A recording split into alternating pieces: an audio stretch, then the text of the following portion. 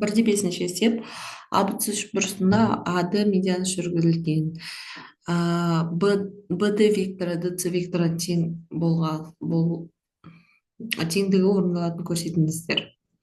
Жақсы, абц үшбұрышын салайық. Бұл жерде не деп тұр? ад медианасын жүргізейік. ад медианасын жүргізейік. Медиананың жалпы қабырғаларды тең, медиана дегеніміз қарама қарсы қабырғаны тең ортасынан бөлетін кесінді екенін ескереміз. Сонда пайда болған бд және дц векторлардың теңдігін дәлелдеңіздер дейді. Енді бұл екі вектордың тең екендігі айдан анық, себебі бағыттас болып тұр. Б-дан Д-ға қарай, Д-дан С-ға қарай. Және бір бағыттас және медиана болғандықтан, АД медиана болғандықтан, БД мен ДЦ кесінділерінің ұзындығы тең. Сондықтан олардың бірдей бағыты және ұзындықтары бұл екі вектордың тең екендігін көрсетеді.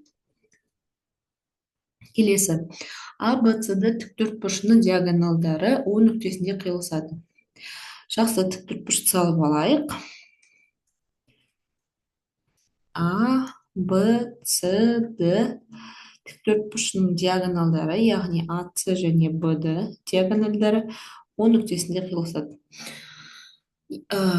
Егер де АБ-ның ұзындығы 6 см болса, АД-ның ұзындығы 8 см болса, онда БЦ келесі векторлардың ұзындығы қандай? Алдымен БЦ дейді.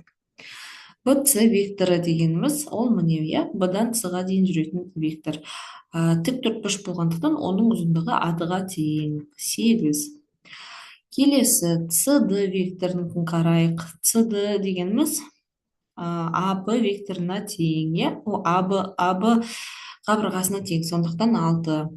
АЦ векторының ұзындығы, енді бұл жерде АЦ-ны табу үшін CD-ның ұзындығы егерде болатын болса 6, АД-мыз 8 болғандықтан Пифагор теоремасы бойынша АЦ-ның ұзындығын тауып алуымызға болады. АЦ-ның ұзындығы дегеніміз 8-дің квадраты қосылған 6-ның квадраты. 64, 36, 100, демек АЦ-ның ұзындығы 10. АЦ векторының ұзындығы 10-ға тең екен. Ары қарай АО векторының ұзындығы, АЦ-ның ұзындығы 10 болса, диагоналдар, жаңағы тіктөртбұрыштың диагоналдары қиылысу нүктесінде қақ бөлінеді. Сондықтан АО-ның ұзындығы 5 болады. СО-нікі сәйкесінше 5, ол да диагоналдың жартысы болғандықтан. ДО-нікі, енді бұл да бұл тіктөртбұрыш болғандықтан, бұның БД диагоналы мен АЦ диагоналы бірдей.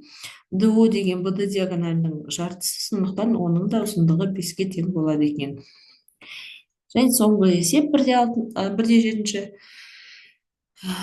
АБЦ тең берілу үшбұрышының А төбесінен Б табанына, яғни БЦ табанына, бұл тең берілі төбесінен табанына АД биіктігі түсірілген. Бірінші, модульдары тең, өзара перпендикуляр векторлар жұбын атап көрсетіңіздер. Модульдары тең векторлар, яғни ұзындықтары бірдей болатын. Енді бұл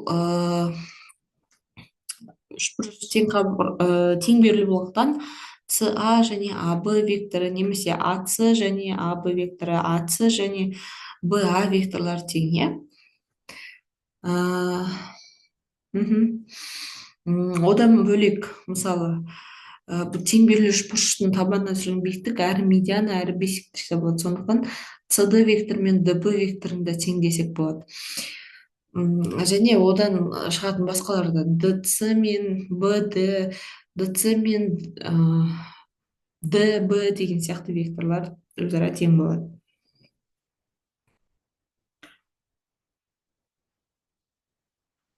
Өзара тең емес, олардың модульдері тең, яғни ұзындықтары тең болады.